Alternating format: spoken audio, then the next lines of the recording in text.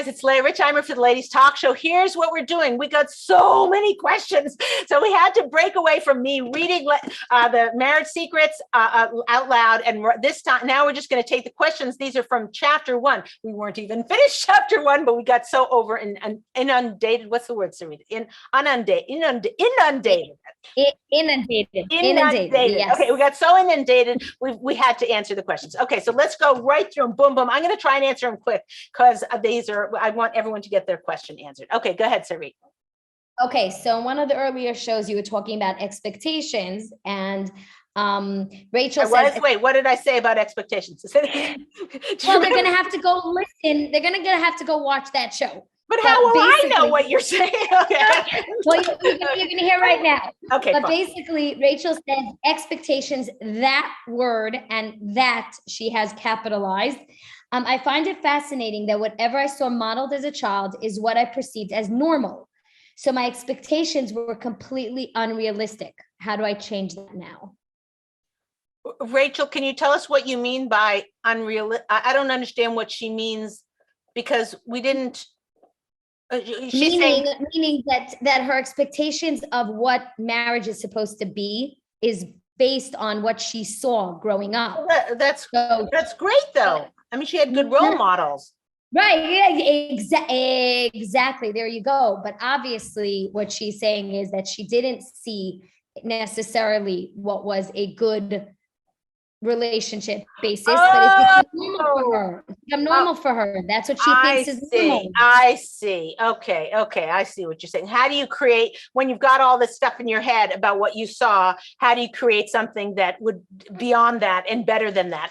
I've got a hint for you. For the listeners of the podcast, I'm holding up Marriage Secrets, the book by Leah Richeimer. By the way, all proceeds from this book go to charity, so I can push it as much as I want because I don't get the money.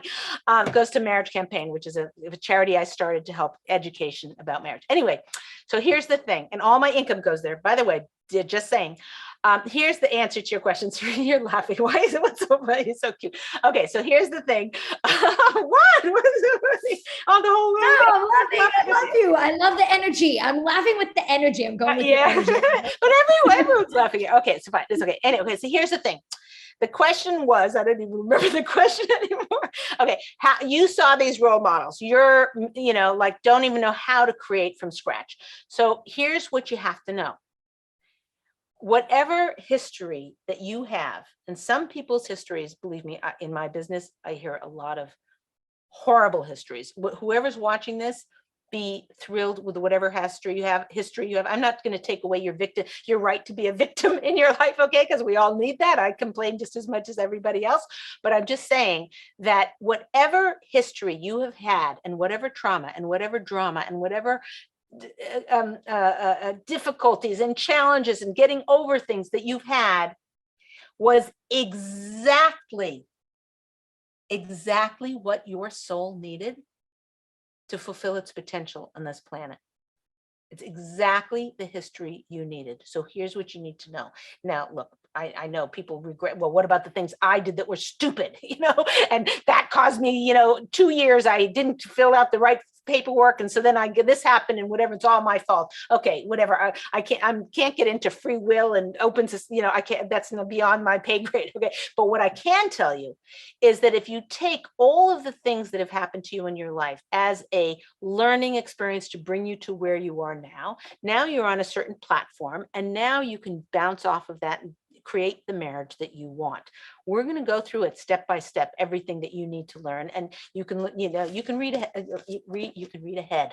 Okay. You can take other classes. You can learn from other people. You can, watch other shows. You can read other books, tapes. I don't have, as long as it's Torah based, I would say, because we know that's a 3,000-year-old track record that is bulletproof and that's guaranteed. As long as you're reading stuff that has that kind of a base to it, that all of the information is going to kind of fit in with the other information. But you need to get yourself as much education as you can, so you can be as good as you can and counteract the bad examples. If you're mother, God forbid, was always putting your father down, I'm not talking about the woman who asked this question, but anybody, if your mother always put your father down and like belittled him and whatever, and you saw that, and so that was what you grew up with, so that's what you do to your husband, and you now are sitting there thinking, I'm sitting here, I want a hero to look up to. All I'm doing is knocking him down, knocking him down. Now my kids don't respect him, don't even listen to him because I'm always belittling him. That's not what I want. It could be you go to a third party, a rabbi, a rebbitzin, a therapist, a clergy person, somebody in your life that you can confide in, and help you can grow out of it. Maybe you can read a book, how not to belittle others, or how to bolster other people's self-esteem. Become a Bucky, become a, what's the word, Tercerie, that become a expert at this relationship. It's the most important thing to your own happiness, right? And to your husband's happiness, and to your olam haba, your future. After 120, when you get upstairs and you got to see God, God, you've got to answer for why you didn't make this your priority. So to answer your question, you can break away. It's not so easy. You think people who have this perfect childhood, I've yet to meet one, okay, but somebody like that, well, they don't have these issues, and so they just, you don't have the unique, everybody has problems, what I'm trying to say, and your job is to learn as much information as you can, pack in as much into your head as you possibly can, so that your actions actually, your philosophy, or how you want to be, actually goes into your fingers, and work at it. And it takes time. Chill on yourself. Okay, Sarit, next question. Okay, so Bella asks, I always like to have control. It's scary not having it. I'm not sure I'm ready to take that step. Right. Okay. So take baby steps. As we said in the last show, we said that you have, I gave 5 really good ways to let go. So you can review those in the last show. But the basic thing to understand is that scary feeling of letting go of control. The first 10 times, maybe for some people, the first 30 times of doing it is very scary, but it gets easier and easier over time. And not only that, when you let go of that control, if you keep your eyes open, you can see that just subtle shifts. You may or may not see them. So don't, like, if you don't see it, don't do that anymore. I'm saying but you likely will be able to see subtle shifts in the closeness in your relationship when you let go of that control. Maybe little things like, him just saying, like typically he'd say, oh, can you get me some water? Whatever. And, now because he's got control, and you're giving him consideration, and you're giving that kind of respect, you might say something like, do you mind getting me some water, or something? You'll see there, you've got to keep your eyes open for it. Okay, next question, Sarit.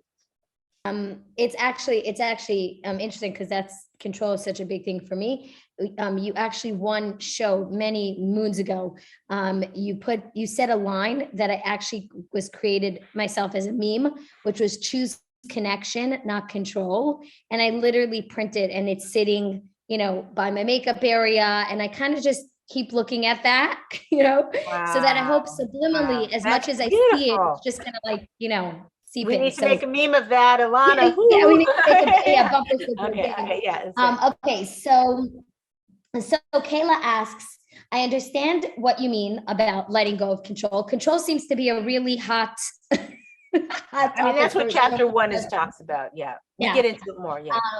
Yeah. So she says, I have the issue of letting go of control in my dating.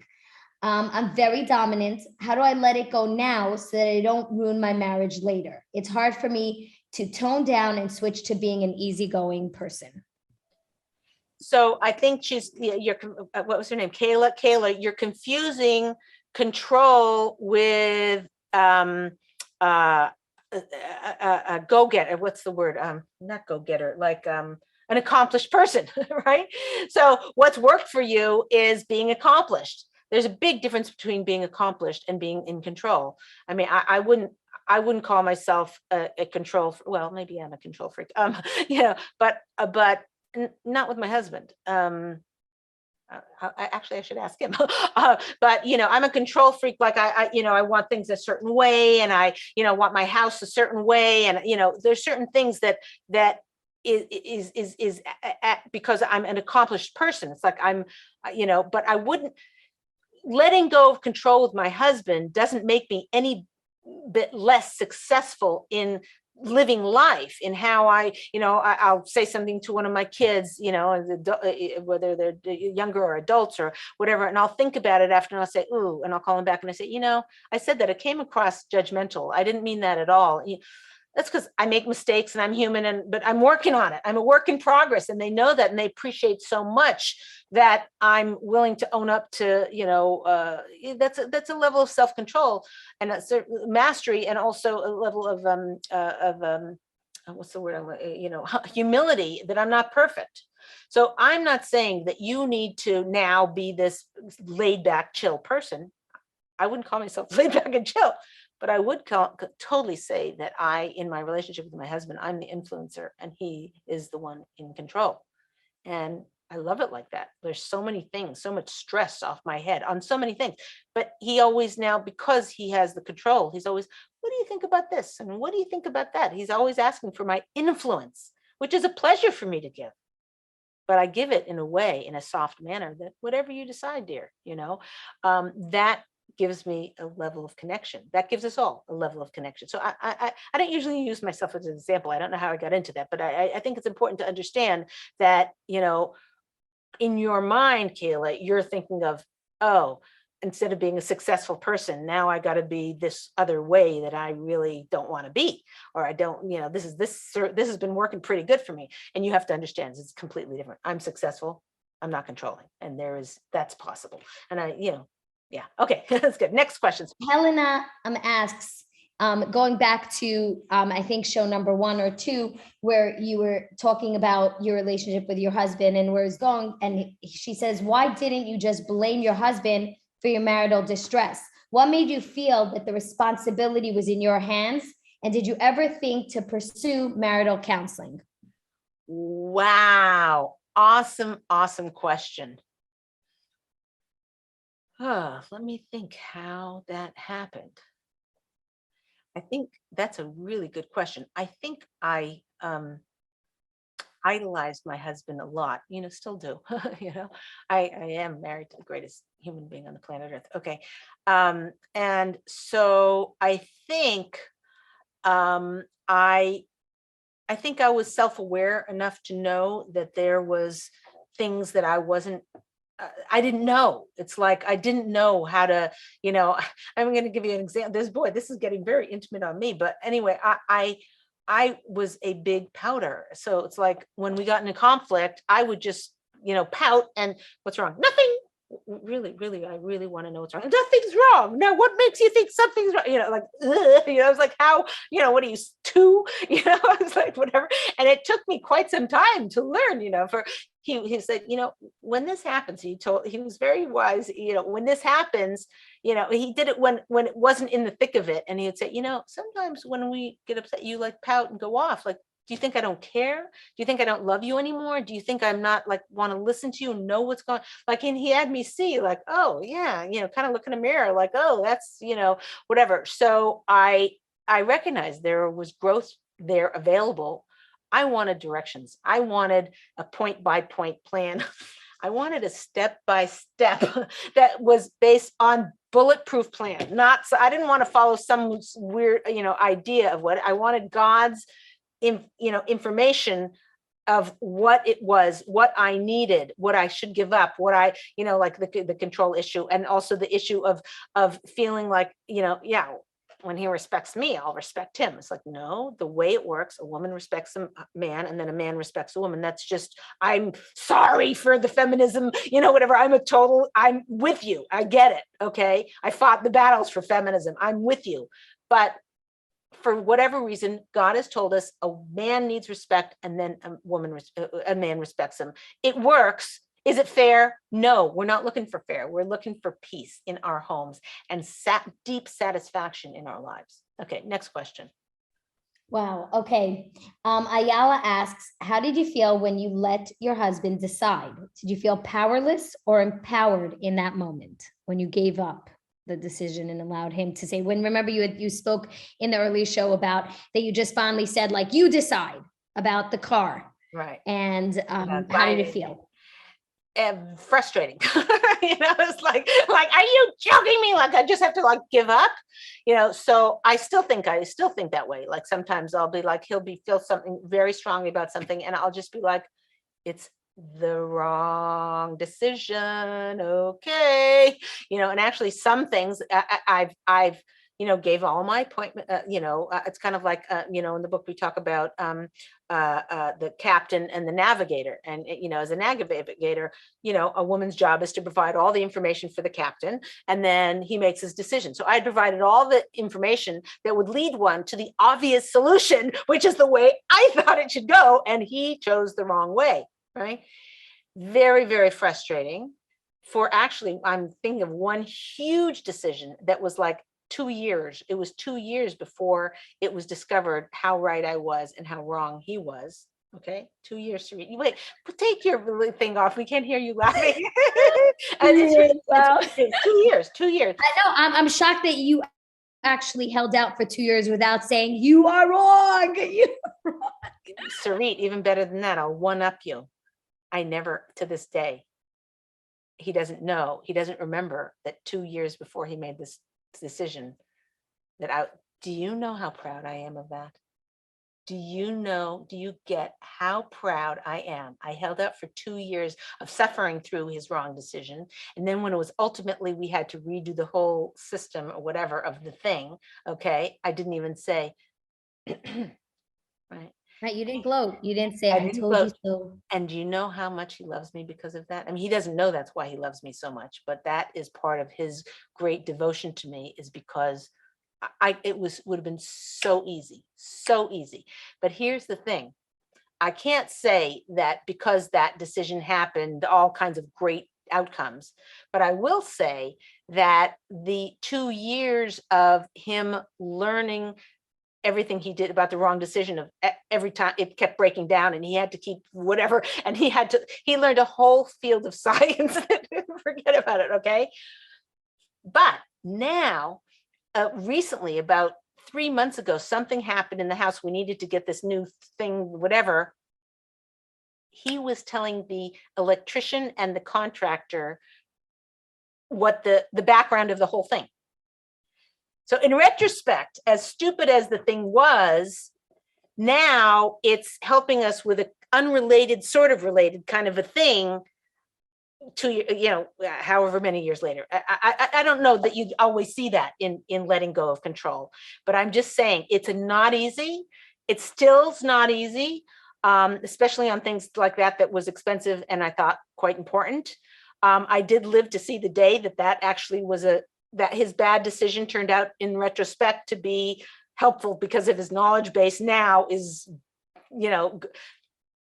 interesting story. So the moral of the story, the take home message here is that you can have at the time think you're so right and it's so frustrating and so hard. Just let go of control. God will take care of you.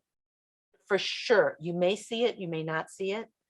God will take care of you for just letting go and your serenity in your life. I'm still a stressed out person. I'm still anxious. I'm still, I sometimes lose sleep over this or that. I'm not like this perfect whatever. But you have to know that it maximizes who you can be, and that's what we're trying to accomplish in our life.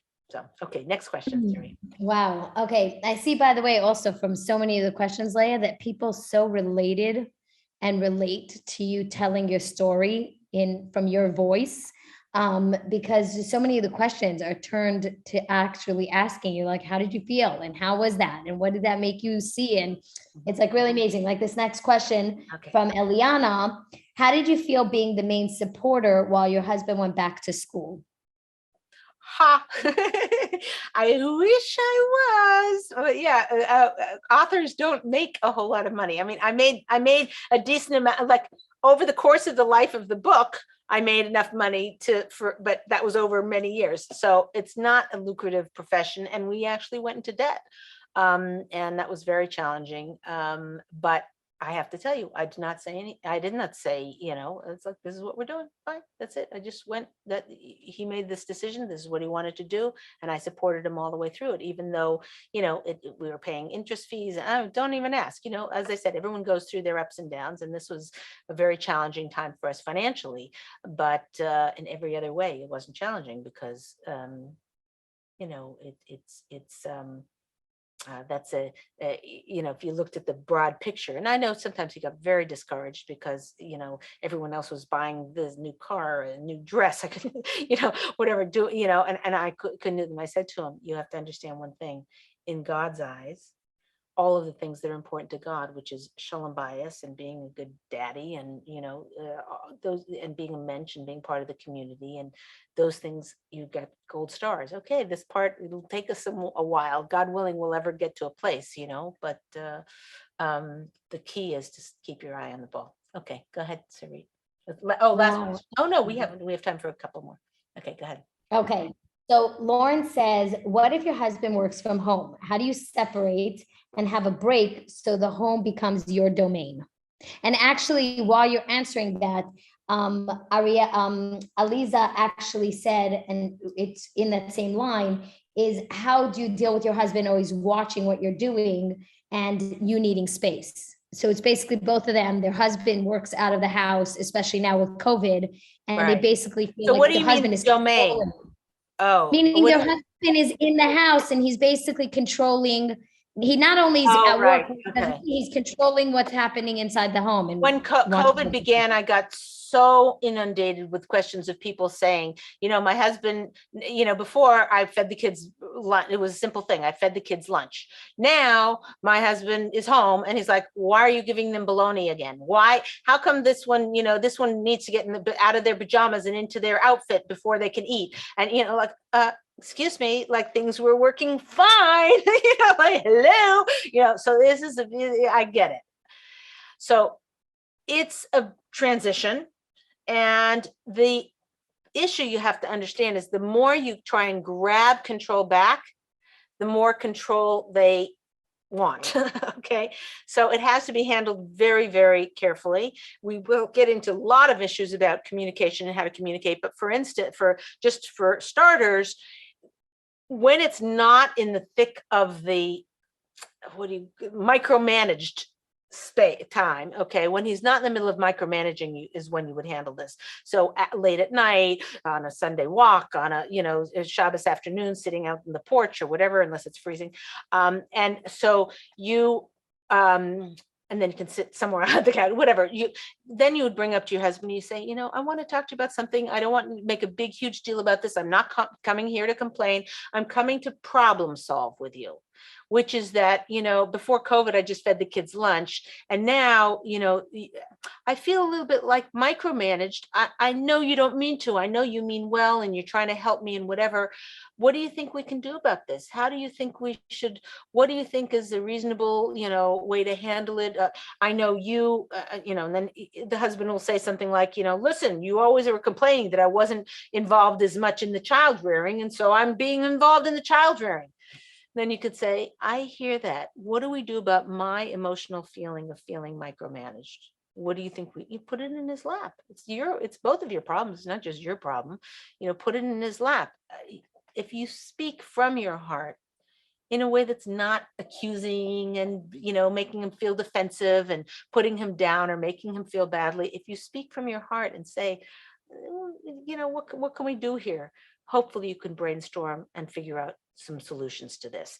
Examples might be, say, listen, when I'm feeding the kids lunch or whatever, if you have some pointers or some micromanaging or some tips, write them on an index card. I feel embarrassed when you say them in front of the children. I'll say, okay, fine. So that'll last about a week. He's not going to take the time to that. I'll just hopefully learn to put the duct tape on, maybe. You come up with other brainstorms. Listen, I know I always walk into your office and say, oh, how is this such a mess? And I will zip my lip about your office if you don't say anything about how I keep the kitchen.